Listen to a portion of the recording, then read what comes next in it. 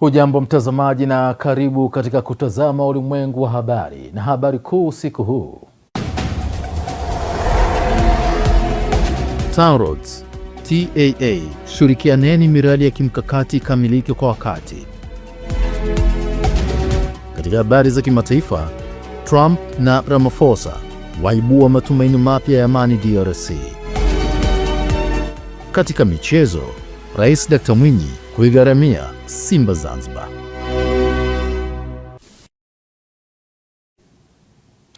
Karibu mtazamaji katika uchambuzi wa habari zetu kutoka hapa Sky TV.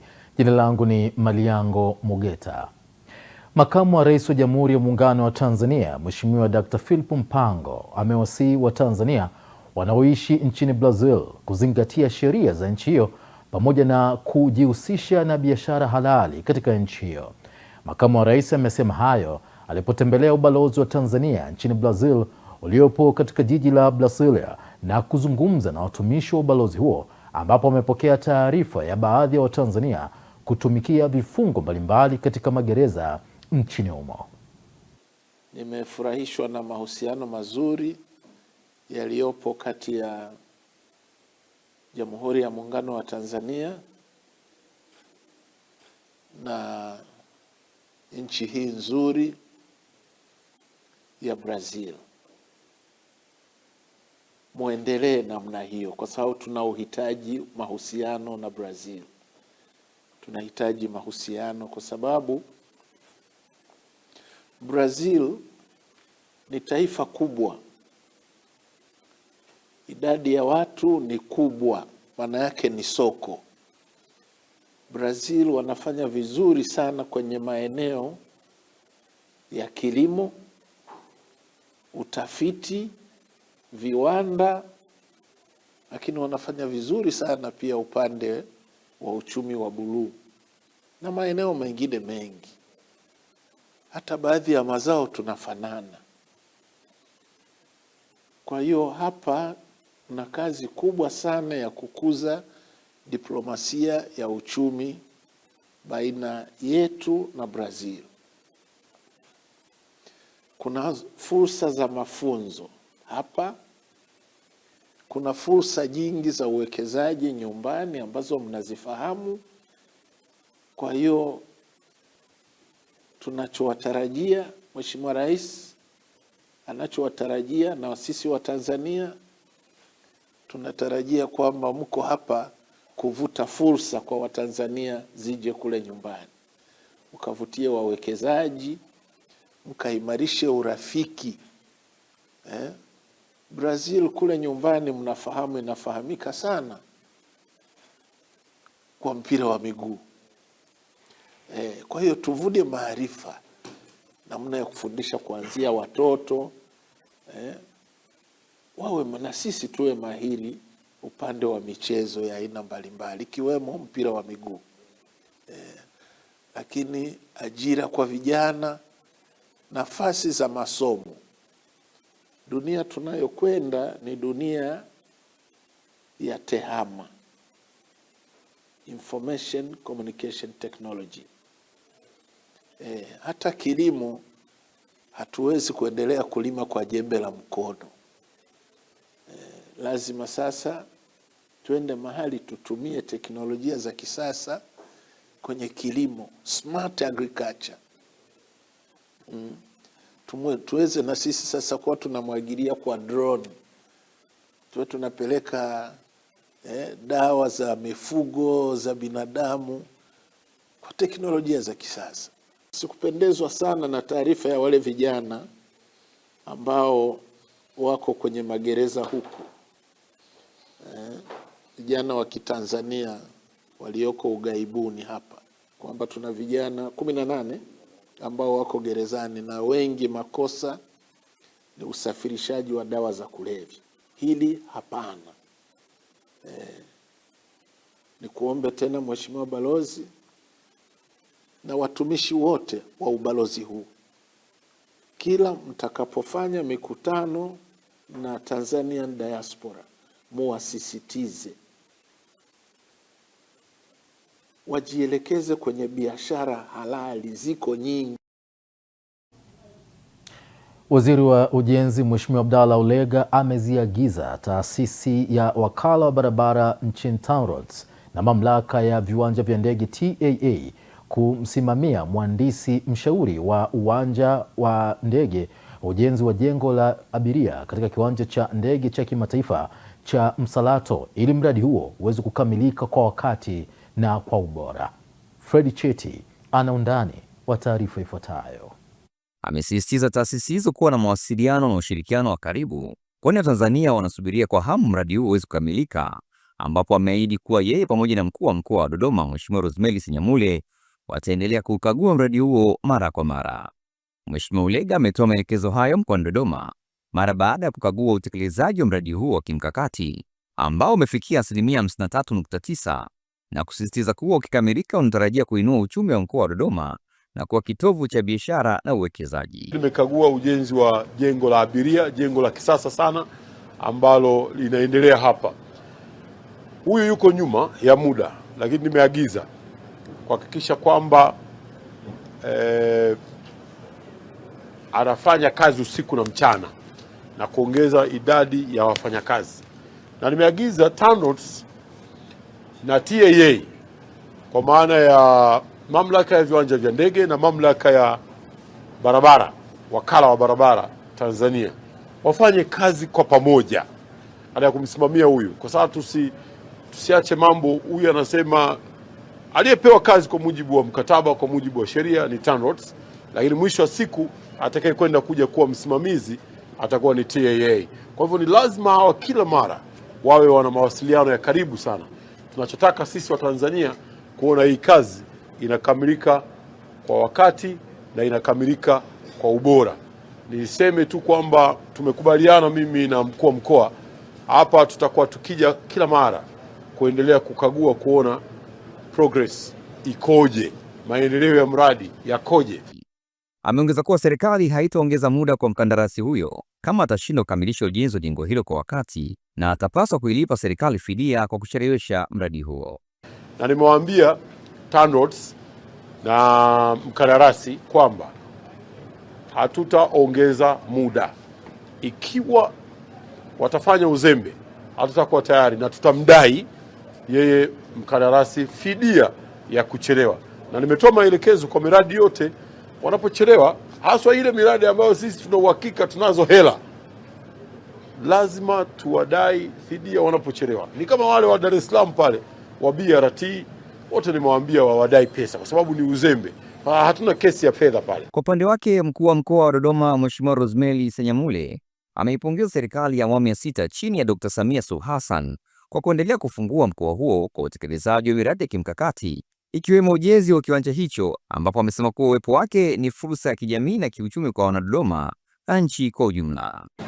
Basi tutamwelekeza wiki ijayo mtu kutoka ofisi ya kazi aje, na nitaomba mkandarasi na TANROADS nisikie, akija apewe nafasi ya kuwasikiliza watumishi. Naomba nitumie fursa hii kuwaelekeza, kiwapa tu ruhusa kesho asubuhi jioni saa 3, lakini hakikisha umeshajiandikisha. Utaka lisali moja waende ili wafanye hiyo kazi, utakuwa umetendea haki pia serikali ambayo ina mkakati mkubwa sana kwenye jambo hili, hasa kwa vijana hao ambao hasa ndio idadi yao kubwa na wana haki ya kuchagua viongozi wao wanaopenda kwa waongozi.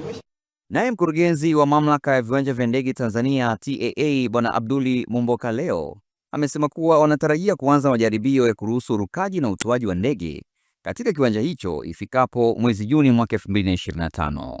Kutoka Dodoma, Fred Cheti, Sky TV. Asante Fred Cheti kwa taarifa hiyo.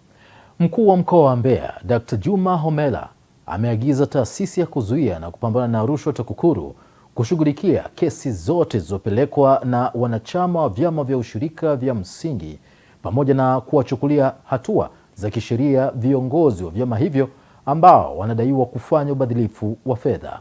Taarifa yake Upendo Kibetile kutoka jijini Mbeya ina undani zaidi.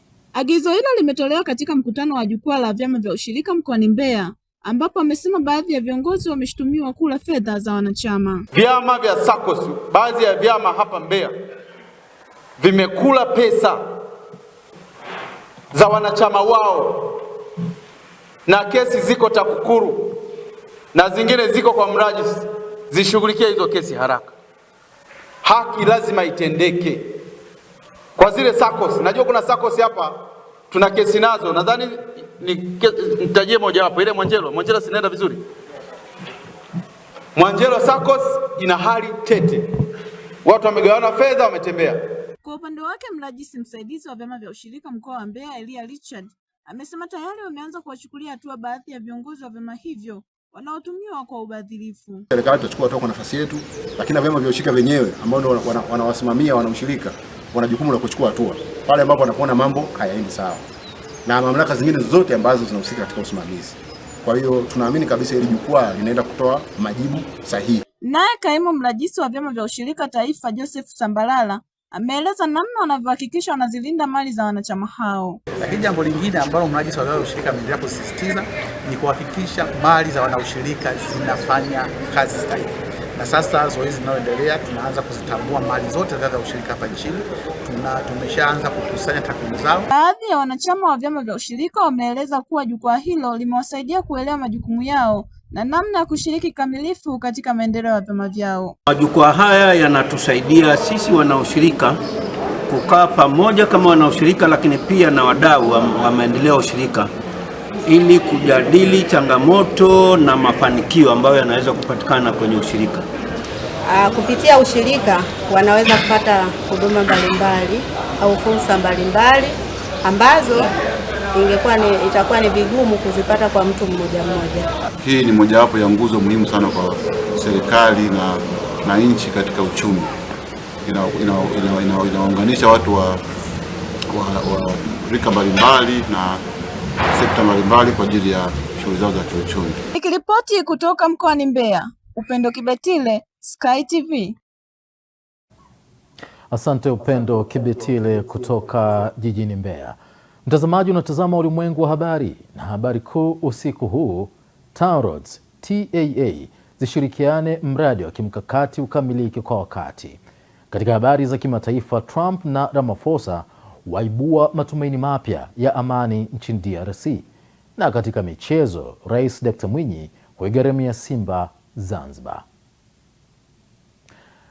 Zaidi ya wananchi milioni 7 wamepata huduma mbalimbali za msaada wa kisheria kupitia Chama cha Wanasheria Wanawake Tanzania tangu ilipoanzishwa kwa chama hicho na shughuli zake mwaka 1989.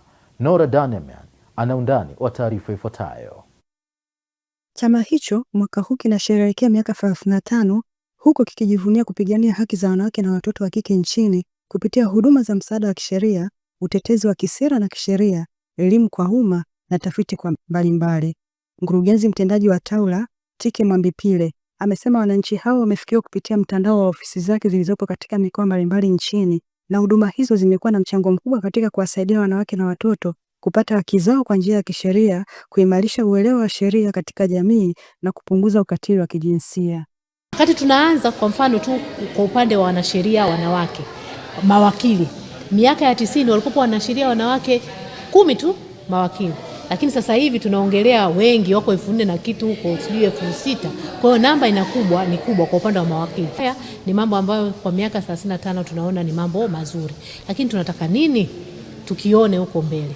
Bado kuna sheria ambazo zinamkandamiza mtoto wa kike na tunatamani kuona mabadiliko. Kwa mfano, sheria ya ndoa tunatamani vile vifungu vibadilishwe, vipandishwe, miaka ifike 18 ya mtoto wa kike kuolewa badala ya miaka 14 na 15. Lakini tunataka kuona sheria ya elimu inaingizwa kipengele cha kusema kwamba mtoto wa kike atakapopata ujauzito arudi, japo kuna jitihada za serikali ambazo zimechukua sasa hivi watoto wa kike wanarudi shuleni, lakini haipo kwenye sheria. Kwa hiyo tunatamani pia kuona, japo pia tunafurahi kwamba sasa hivi kuna hao watoto wanarudi mashuleni. Kwa hiyo bado tunatamani kuona sheria ya ukatili wa kijinsia, tukawa tuna sheria moja. Hayo ni maeneo ambayo kama TAWLA tunatamani kuona huko mbele tunapoelekea. Kuna mama mmoja aliniambia usipate tabu ya kuhangaika, kwa sababu nilikuwa sina uwezo wa kuweka mwanasheria ambaye wa kumlipia, akanipeleka TAWLA. TAWLA ikanisaidia, nikaenda, wakanihangaikia tayari mpaka sasa hivi tupo katika kesi imekwisha, lakini bado sijapata haki yangu, lakini vile vile TAWLA bado inaendelea kunifuatilia ili nipate haki yangu. Sasa hivi kesi imehukumika, tulikuwa katika kitengo cha tumeshapata hukumu, lakini tupo katika kitengo cha kugawa mimi mirathi, kwa sababu mimi nasimamia mirathi ya mtoto wangu marehemu, ni mlisi kwa ajili ya mtoto wangu. Toa wito, sisi tulikuwa maskini tuende kwa TAWLA, watatusaidia.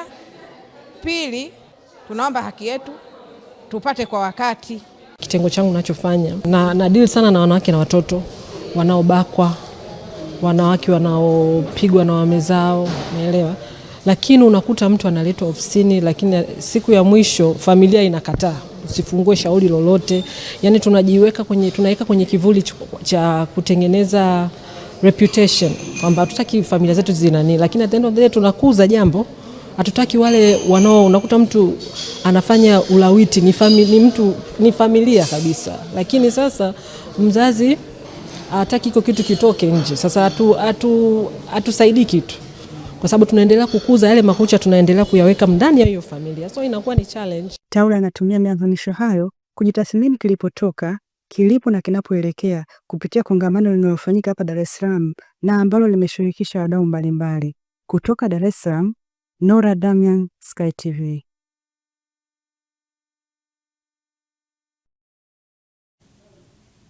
Asante Nora Damian kwa taarifa hiyo. Mstahiki meya wa jiji la Arusha, Maximilian Irange, amekanusha taarifa za kubomolewa na kuondolewa kwa wafanyabiashara katika eneo la stendi ndogo, ambayo huku akidai kuwa lengo la halmashauri hiyo ni kuboresha eneo hilo ili kuendana na hadhi ya mji huo.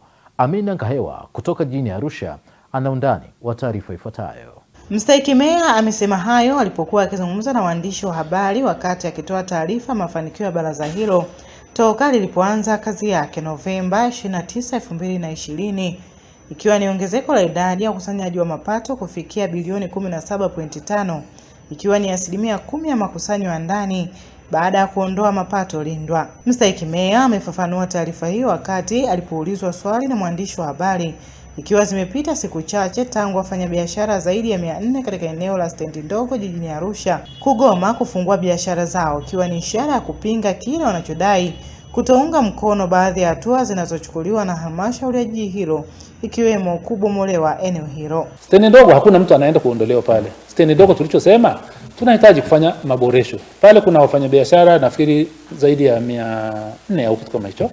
Lakini sisi tunataka kufanya maboresho waweze kuingia wafanyabiashara zaidi pale mpaka wafike labda walau 2000. Tunachofanya wale ni wadau wetu. Tunataka tumekaa nao chini, tumeelimishana cha kuelimishana kwamba wewe kwa mfano mwandishi wa habari fulani una frame yako hapa, tutakurasimisha pale.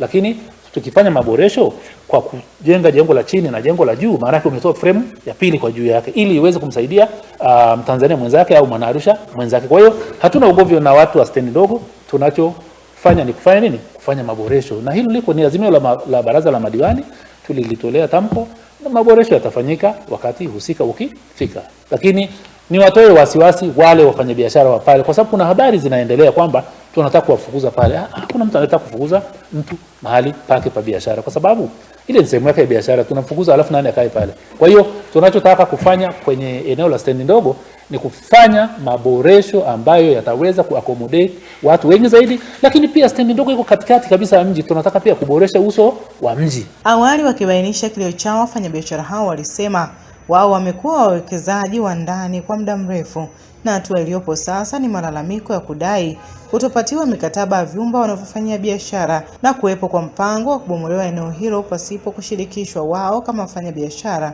pamoja na malimbikizo ya muda mrefu ya kodi. Tulikuwa na fedha miaka hiyo ya kujenga hapa, hata sasa tunazo. Tushirikiane kwa pamoja tuweze kujenga na wao. Imagine kama ni watu 5, kuna zaidi ya watu 2000 au zaidi wanategemea eneo hili, kula, kusoma, malazi, kila kitu kinatokea hapa. Kwa hiyo sio uwekezaji mdogo na sio uwekezaji ambao tunaweza tukauchukulia kwa namna rahisi. Tunatamani sana sisi kama wananchi na serikali yetu itusikilize na iweze kutusaidia. tunaomba sana serikali yetu ya jiji la Arusha au halmashauri yetu iweke mfumo mzuri wa kushirikishana. Tunaomba kuwe na vikao vya pamoja kati ya halmashauri na wawakilishi wetu kwa ajili ya kuweka makubaliano ya pamoja juu ya masuala yanayohusu mustakabali wa biashara zetu ili kuepuka hali ya kujiona kwamba tumetengwa. Asante Amina Ngayo kwa taarifa hiyo. Wito umetolewa kwa wazee kuendelea kufanya kazi na kujikwamua na umasikini na kuepuka utegemezi kwenye jamii.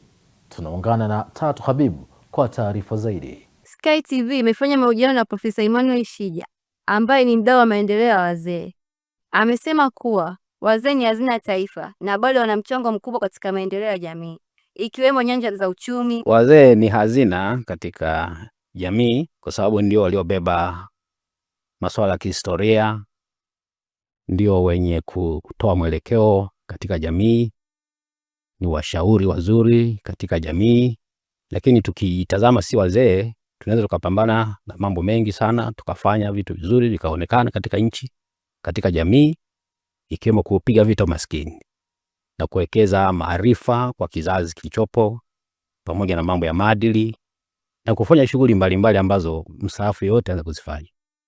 Labda tu nilieleze hili kwamba uzee sio ulemavu, na miongoni mwa vitu ambavyo huwa havizeeki ni akili ya mtu. Kwa unaweza kawa ni mzee lakini bado ni mbunifu.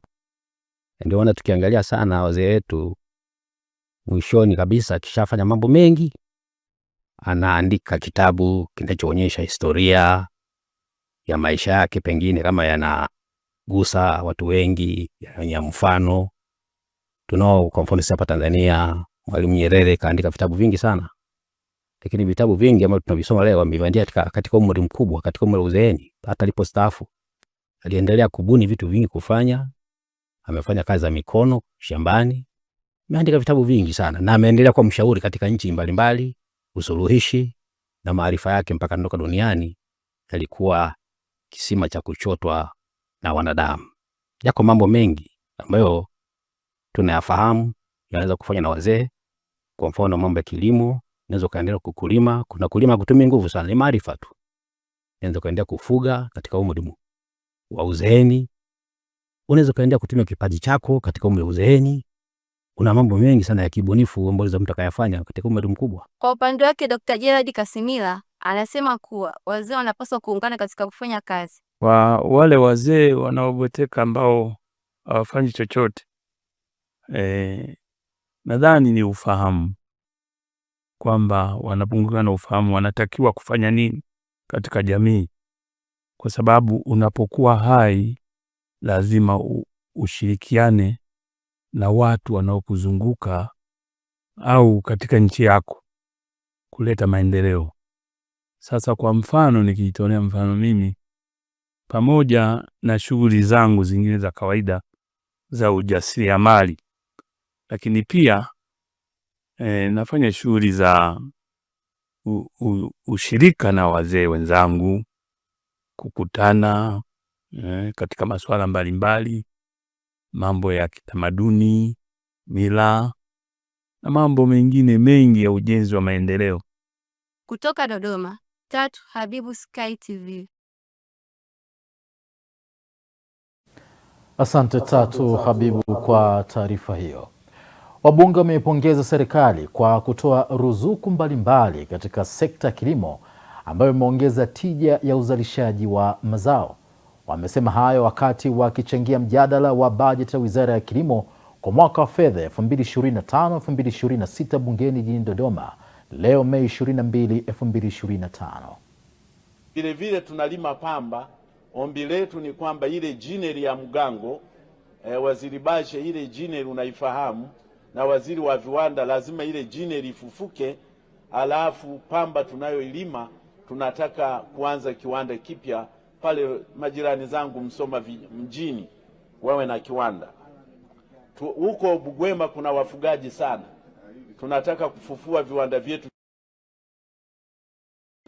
Halafu mkoa wa Mara na Msoma vijijini tumeanza ufugaji uvuvi wa vizimba, na huko nako Msoma vijijini mimi nimepanga ndani ya miaka 4-5 tuwe na kiwanda cha samaki Msoma vijijini. Kwanza nishukuru serikali, nimeona kupitia ukurasa wa 144 umeweka mikakati ya kuendelea kujenga miundombinu ya umwagiliaji. Na hapa nimpongeze mkurugenzi wa tume ya umwagiliaji kaka yangu Raymond. Alifika jimbo la Muhambwe, alifika katika skimu ya Lumpungu, alifika Nyendara, alifika Kigina, alifika Kumgondogondo, alifika Kahambwe. Wananchi wa Muhambwe wanamshukuru sana. Na leo nimeona kwenye bajeti imeelezea jinsi gani wanakwenda kufanya ukarabati wa skimu zile za jimbo la Muhambwe, ili wananchi wa Muhambwe nao waweze kufaidika kwa kilimo cha umwagiliaji, ili nao waweze kulima kwa mwaka mzima. Mheshimiwa Mwenyekiti, ninasikitika sana kwamba bajeti ya kilimo imekuwa haitoki yote. Tunakuja hapa, tunafurahia sana, tunasherekea sana, tunachekelea sana, lakini fedha haziendi kwa wakati. Unaweza ukawaza mtu afanye maajabu, atafanya maajabu gani kama fedha haijaenda kwa wakati? Kwa hiyo nitoe wito na niongeze kupaza sauti. Naomba turudi kwenye commitment yetu za Marable Protocol kwamba 10% ya bajeti itengwe kwa ajili ya kilimo, sio kutengwa tu, itengwe na ipeleke kwa ajili ya kilimo. Hivi vilio vyote mnavyovisikia wabunge wanavitoa hapa vya kuhusu wakulima wetu kutumia jembe la mkono linaweza kufikia mwisho. Hakuna fahari ya mtu kutumia jembe la mkono. Hakuna utajiri kwenye kutumia jembe la mkono.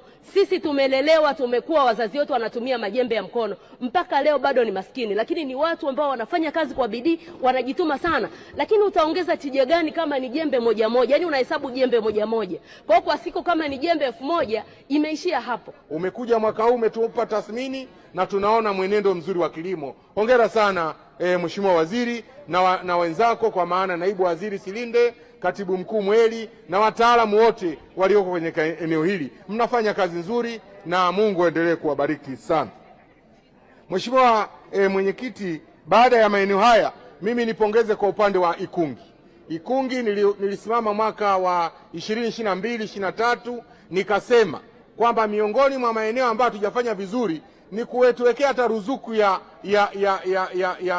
kilimo katika eneo la zao la alizeti. Tukasema kama tunaweza kupata pamba wakapata ruzuku, kama tunaweza tukapata korosho, kwa nini siwe alizeti ambayo ni zao muhimu?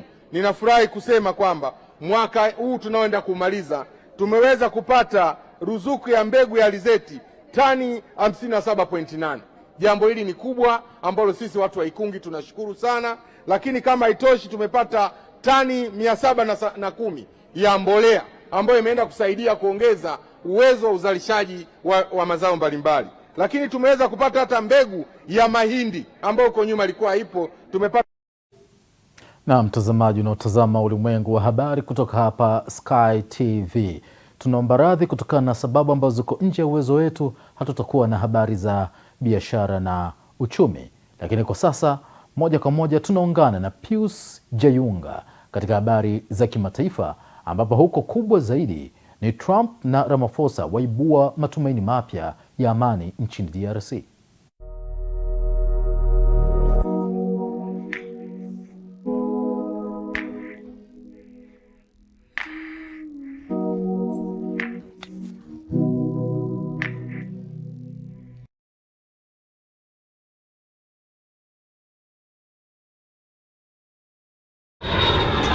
Jambo Entebbe, jambo Zanzibar. Air Tanzania inakuletea ruti mpya, yani Dar es Salaam moja kwa moja mpaka Entebbe, halafu Entebbe shwa mpaka Zanzibar, visiwa vya karafuu. Safari moja amazing, bei ni bomba kabisa. Dar to Entebbe ni kuanzia USD 159 tu. Entebbe to Zanzibar ni kuanzia USD 155 tu. Safiri kwa Rwanda uhakika kila Jumatatu, Ijumaa na Jumapili. Usikubali hadithi. Pakua Air Tanzania app au tembelea www.airtanzania.co.tz na ukate tiketi yako leo. Kwa mawasiliano zaidi piga +255 748 77 3900. Air Tanzania, the wings of Kilimanjaro.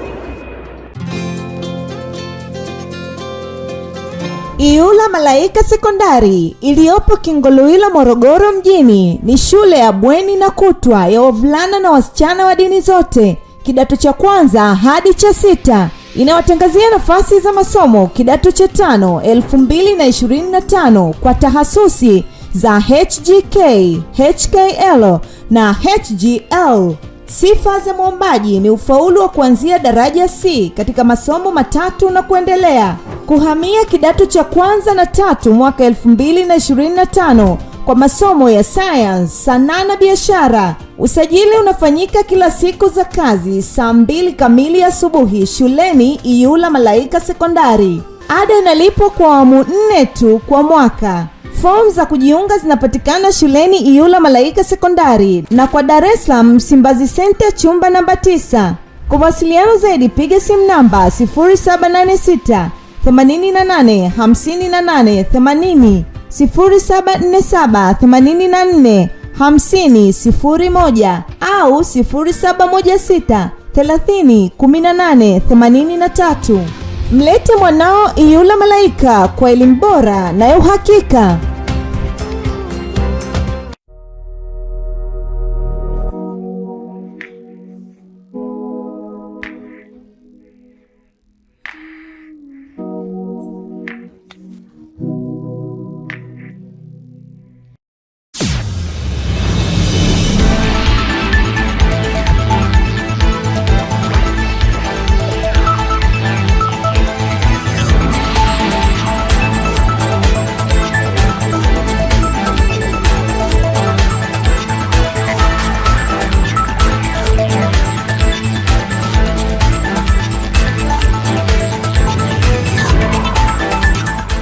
Habari za kimataifa. Ni wasawa habari za kimataifa. Karibu, naitwa Pius Jayunga. Rais Donald Trump amemshambulia rais wa Afrika Kusini Cyril Ramaphosa jana Jumatano baada ya kumchezea video iliyoonyesha madai ya mauaji ya kimbari yanayofanywa dhidi ya wazungu. Rais Trump amesema wakulima hao sasa wanalazimika kukimbilia Marekani ili kunusuru maisha yao. Trump amesisitiza kwenye mkutano na Ramaphosa kwenye ofisi yake ya Oval kwamba wakulima weupe nchini Afrika Kusini wanalazimishwa kuachia ardhi zao na kuuawa. Trump alimlaumu Ramaphosa kwa kuwaruhusu wanasiasa weusi nchini humo kuchukua ardhi kwa nguvu na kuwaua wakulima wazungu bila ya kuchukuliwa hatua yoyote. Wakati huo huo, marais hao wawili wameibua matumaini mapya kuhusu amani mashariki mwa Jamhuri ya Kidemokrasia ya Kongo. Katika mkutano uliofanyika mjini Washington DC, Rais wa Marekani Donald Trump na mwenzake wa Afrika Kusini Cyril Ramaphosa wameelezea kwa pamoja matumaini ya kupatikana kwa suluhisho la kudumu katika mzozo wa muda mrefu kati ya Rwanda na Jamhuri ya Kidemokrasia ya Kongo DRC. Akizungumza na waandishi wa habari, Rais Trump ametangaza kuwa mzozo huo hatimaye umefikia tamati, akiwashukuru watu aliowaita wenye vipaji vikubwa kwa kusaidia kufanikisha juhudi za kidiplomasia. Kwingineko, Irani na Marekani zitakutana tena kwa duru ya 5 ya mazungumzo mjini Roma kesho Ijumaa kuhusu mpango wa nyuklia wa Irani. Mazungumzo hayo yanaonesha hatua iliyopigwa katika mahusiano kati ya mataifa hayo mawili juu ya swala hilo. Maafisa wanaoshiriki kwenye mazungumzo hayo hivi sasa wanalenga kutazama mambo muhimu zaidi ya mpango huo wa Irani, ambayo huenda yakatoa mwanga kuhusu ikiwa mazungumzo hayo yatafanikisha kupatikana makubaliano au la. Mazungumzo ya kesho yanafuatia duru nyingine kadhaa zilizofanyika Roma na Muscat. Na hatimaye, Waziri Mkuu wa Israeli Benjamin Netanyahu ametoa amri ya kuimarishwa usalama katika balozi zote za nchi hiyo duniani baada ya kuuawa kwa kupigwa risasi wafanyakazi wawili wa ubalozi wa Israeli kuuawa huko Washington, Marekani. Watu waliosikika wakidai uhuru wa Palestina walifyatua risasi dhidi ya wafanyakazi hao wawili wa ubalozi wa Israeli nje ya makumbusho ya Kiyahudi mjini Washington Jumatano usiku. Netanyahu amesema tukio hilo limeonyesha ni kwa namna gani Israeli inaandamwa na hisia za chuki na uchochezi duniani. Kansela wa Ujerumani Friedrich Merz na waziri wa mambo ya nje wa Italy Antonio Tajani ni miongoni mwa viongozi wa dunia waliolaani tukio hilo. Merz amesema tukio hilo linatisha na linapaswa kulaaniwa. Mwisho wa habari za kimataifa. Mimi ni Pius Jayunga. Naam, asante Pius Jayunga kwa taarifa za kimataifa. Na moja kwa moja sasa tunaelekea katika habari za michezo na burudani, ambapo huko tunaungana naye Johannes Michael katika michezo. Kunani leo?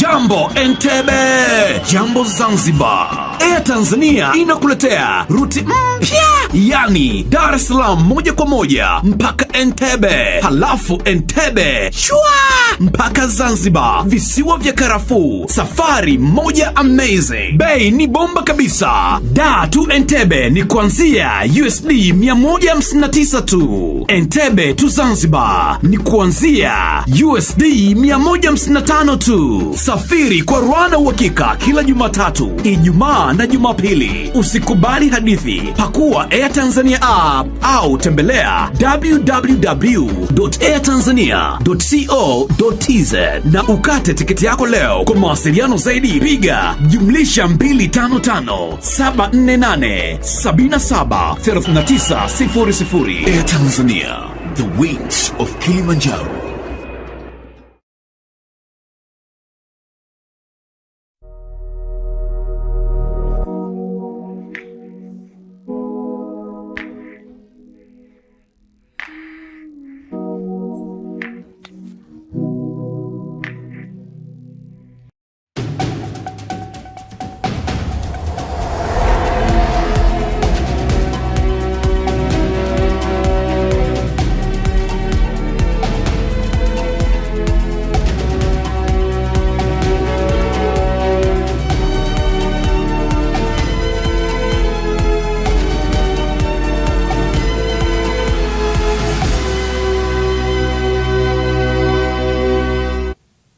Huwali gani mtazamaji wa Ulimwengu wa Habari, karibu kwenye habari za michezo na burudani. Mimi ni Johannes Michael.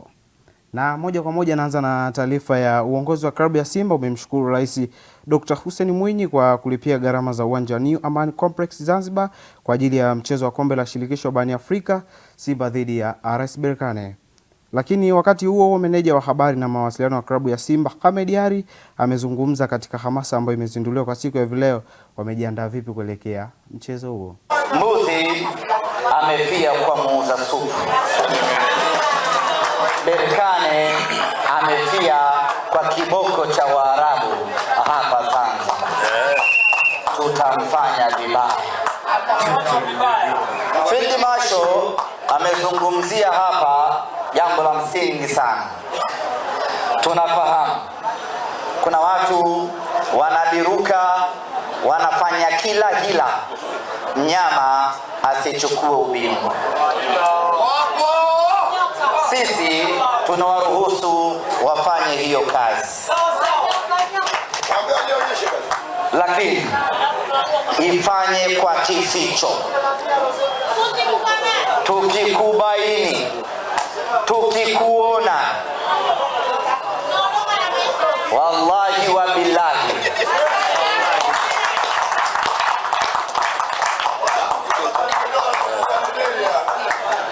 kama hautazikwa Mwanakwerekwe, basi makaburi ya Kisutu yatakuhusu.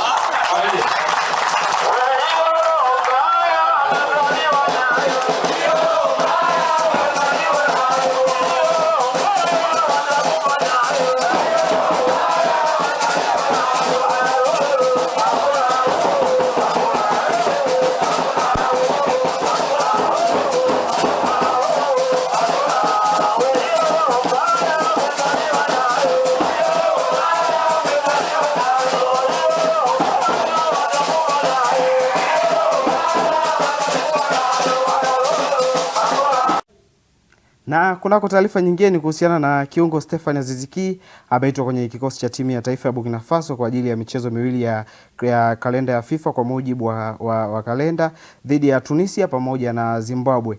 Katika orodha ya wachezaji walioitwa kwenye kikosi cha Burkina Faso, mchezaji huyo ametambulishwa kama mchezaji wa Wydad Athletic na sio mchezaji wa Yanga. Nyota huyo ambaye ameonekana akiondoka nchini siku chache zilizopita baada ya klabu ya Young Africans ijaweka wazi kwamba wameachana na mchezaji huyo.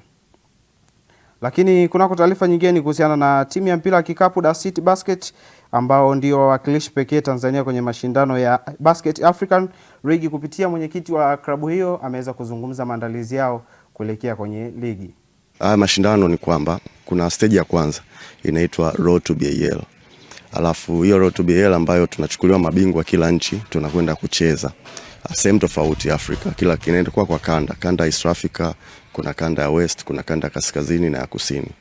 Baada ya kucheza hao mashindano tunaenda kwenye hatua ya pili inaitwa Elite 16 ambao sasa kila washindi wawili kwenye kila kanda wanaenda kushindana, zinakuwa timu 16. Pale wanatakana wapite watu watatu kwenda stage inayofuata. Hivyo around inakuwaga mwezi wa 10. Kwa hivyo mwezi wa 10 tunatarajia tucheze hiyo Road to BAL. Tunategemea tupite, then tuende tukacheze Elite 16, then tuende stage inayofuata zaidi ambayo ni playoffs za BAL.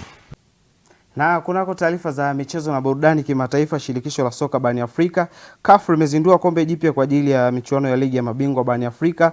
Kombe limezinduliwa kwa siku ya leo nchini Afrika Kusini. Kwa mujibu wa mwanahabari Natharet Upete, kombe jipya la ligi ya mabingwa Afrika linatamatisha safari ya kombe lililozinduliwa mwaka 2007.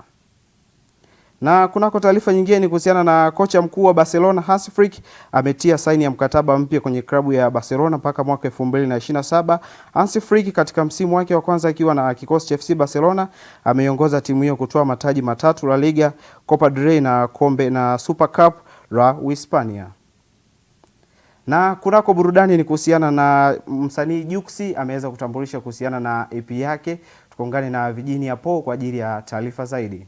Na kwenye burudani leo, msanii wa Bongo Flava Juma Jux ameachia rasmi EP yake mpya ambayo inakwenda kwa jina la A Day to Remember, kazi maalum ya kuadhimisha ndoa yake na mkewe Pris. Kupitia mtandao wa kijamii, Jux amesema EP hiyo ni zaidi ya muziki, ni hadithi ya mapenzi yao, huku akieleza safari ya mahaba, utamaduni na furaha yao kama wanandoa.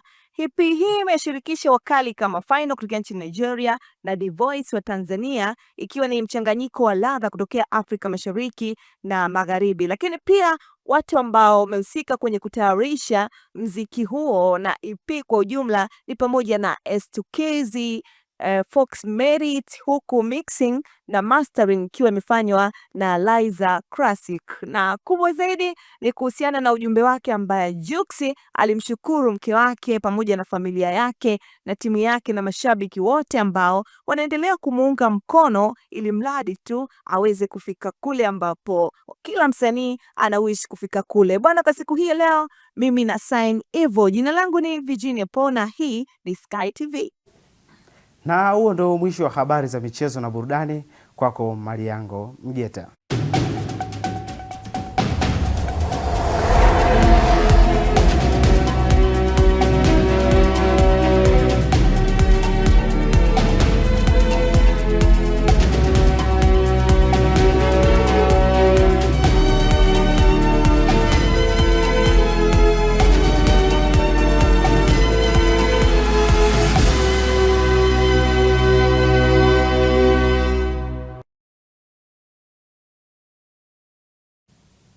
Ndivyo ambavyo anakamilisha habari za michezo na burudani katika ulimwengu wa habari Johannes Michael. Na kwa sasa ni wakati wa kuweza kupata utabiri wa hali ya hewa kutoka mamlaka ya hali ya hewa nchini Tanzania kwa saa 24 zijazo.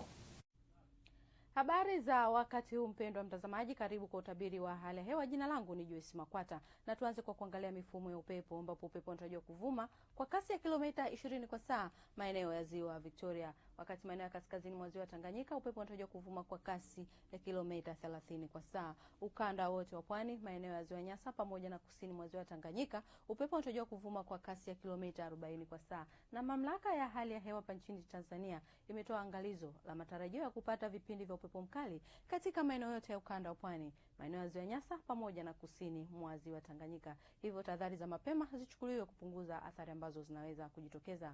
Mifumo ya anga inaonyesha upungufu wa mvua katika maeneo mbalimbali hapa nchini. Hivyo basi, nyakati za usiku tunatarajia ukanda wa ziwa Victoria pamoja na mkoa wa Kigoma kutakuwa na hali ya mawingu kiasi, mvua ngurumo za radi katika maeneo machache. Maeneo ya pwani ya kaskazini pamoja na mkoa wa Morogoro kutarajiwa kuwa na hali ya mvua nyepesi tu kwa wakati wa usiku. Maeneo mengine ya nchi yaliyosalia yanatarajiwa kuwa na hali ya mawingu kiasi na makavu kwa ujumla. Siku ya kesho, mpenzi mtazamaji, tunatarajia maeneo yanayozunguka ukanda wa ziwa Victoria pamoja na mkoa wa Kigoma kutakuwa na hali ya mawingu kiasi, mvua ngurumo za radi katika maeneo machache na vipindi vya jua. Nyanda za juu kaskazini mashariki, ukanda wote wa pwani kutarajiwa kuwa na hali ya mawingu kiasi, mvua katika maeneo machache na vipindi vya jua. Na maeneo mengine ya nchi yaliyosalia kwa ujumla yanatarajiwa kuwa na hali ya mawingu kiasi, makavu kwa ujumla na yenye vipindi virefu vya jua. Na tupate utabiri wa siku zijazo katika baadhi ya maeneo hapa nchini. Dar es Salaam kunatarajiwa kuwa na hali ya vipindi vya mvua kwa siku chache. Maeneo ya mkoa wa Dodoma yanatarajiwa kuwa na hali ya mawingu kiasi, makavu kwa ujumla na yenye vipindi virefu vya jua. Katika mkoa wa Mwanza kwa ujumla kunatarajiwa kuwa na hali ya mawingu kiasi, makavu kwa ujumla kwa siku 4 zijazo. Hata hivyo, mkoa wa Kilimanjaro kwa ujumla kunatarajiwa kuwa na hali ya mawingu kiasi na makavu kwa ujumla. Maeneo ya mkoa wa Mbeya yanatarajiwa kuwa na hali ya mawingu kiasi na yenye vipindi virefu vya jua kwa siku 4 zijazo. Hata hivyo, maeneo ya Morogoro yanatarajiwa kuwa na hali ya vipindi vya mvua kwa siku chache. Katika mkoa wa Arusha kwa ujumla kunatarajiwa kuwa na hali ya mawingu kiasi na makavu kwa ujumla isipokuwa vipindi vya mvua mnamo tarehe 27. Kutoka mamlaka ya hali ya hewa Tanzania tuna ziada kwa siku ya leo. Asante na wakati mwema. Naam, na wakati huo huo mamlaka ya hali ya hewa nchini TMA imetoa uchambuzi wa mwenendo wa mifumo ya hali ya hewa na mwelekeo wa hali ya joto, upepo pamoja na mvua na kwa kipindi cha Juni hadi Agosti 2025 mwaka huu. Akizungumza leo na vyombo vya habari, kaimu mkurugenzi mkuu wa TMA na makamu mwenyekiti wa jopo la kimataifa la sayansi ya mabadiliko ya hali ya hewa na tabia nchi, Dr. Ladislaus Chang'a ametoa tahadhari na ushauri kwa wadau mbalimbali wa sekta mbalimbali kufuatilia kwa karibu sana taarifa za hali ya hewa katika utekelezaji wa majukumu yao. Kwa kipindi cha Juni mpaka Agosti 2025, mwelekeo tathmini yetu inaonyesha kwamba hali ya baridi ya wastani hadi joto kiasi inatarajiwa katika maeneo mengi ya nchi yetu, na vile vile hali ya baridi ya wastani hadi baridi kali inatarajiwa katika maeneo mengi ya mikoa ya Kigoma, Tabora, lakini vile vile Rukwa, Katavi, Singida pamoja na maeneo ya magharibi mwa mkoa wa Dodoma. Na kwa ujumla tunatarajia kwamba hali ya joto la chini katika maeneo ya mwambao wa pwani ya kaskazini ambayo inajumuisha mikoa ya Dar es Salaam, Pwani na Tanga, lakini vile vile kaskazini mwa mkoa wa Morogoro na katika visiwa vya Unguja na Pemba, tunatarajiwa kwamba joto la chini litakuwa kati ya nyuzi joto 16 mpaka 24, lakini katika maeneo ya miinuko tunatarajia kwamba joto la chini linaweza kuwa chini ya nyuzi joto 12.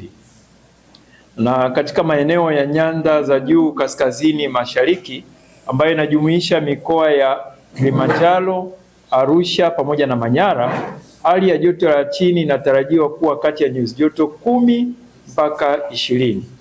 Lakini katika maeneo ya miinuko tunatarajia kwamba joto la chini litaweza kuwa chini ya nyuzi joto 10.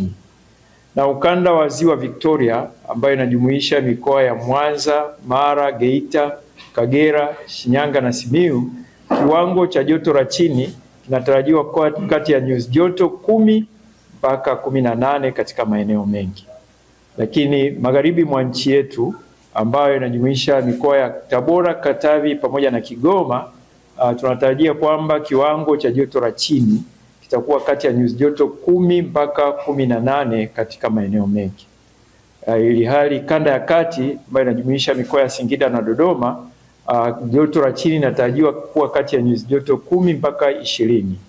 Na nyanda za juu kusini magharibi, mikoa ya Rukwa, Mbeya, Songwe, Iringa, Njombe pamoja na maeneo ya kusini mwa mkoa wa Morogoro, tunatarajia kwamba joto la chini litakuwa kati ya nyuzi joto 6 mpaka 20 na chini ya nyuzi joto 6 kwa maeneo yenye miinuko. Na ukanda wa pwani ya kusini ambayo inajumuisha mikoa ya Mtwara na Lindi, joto la chini linatarajiwa kuwa kati ya nyuzi joto 12 mpaka 20. Na kwa upande wa mkoa wa Ruvuma ni kati ya nyuzi joto 8 mpaka 16. Hata hivyo, tunaendelea kusisitiza kwamba vipindi vya baridi zaidi vinatarajiwa hususa katika mwezi wa Julai. Tahadhari za kiafya zichukuliwe ili kulinda jamii dhidi ya magonjwa yanayoweza. Naam, ni taarifa ya utabiri wa hali ya hewa kutoka Mamlaka ya Hali ya Hewa nchini Tanzania, TMA, ndiyo inatupeleka ukingoni mwa habari mwa ulimwengu wa habari usiku huu. Nikufahamisha tu mtazamaji wa Sky TV, una nafasi ya kutembelea katika mitandao yetu ya kijamii kupitia Facebook, X, Instagram pamoja na YouTube kwa kuandika Sky International TV. Kwa niaba ya wote waliohusika katika utayarishaji wa ulimwengu habari, mimi naitwa Maliango Mogeta, nikutakia siku njema. Jambo Entebbe, jambo Zanzibar. Air Tanzania inakuletea ruti mpya, yani Dar es Salaam moja kwa moja mpaka Entebbe, halafu Entebbe shwa mpaka Zanzibar, visiwa vya karafuu. Safari moja amazing, bei ni bomba kabisa. Dar to Entebbe ni kuanzia USD 159 tu. Entebbe to Zanzibar ni kuanzia USD 155 tu. Safiri kwa Rwanda uhakika kila Jumatatu, Ijumaa na Jumapili. Usikubali hadithi. Pakua Air Tanzania app au tembelea www.airtanzania.co.tz na ukate tiketi yako leo. Kwa mawasiliano zaidi piga +255 748 77 3900. Air Tanzania, the wings of Kilimanjaro.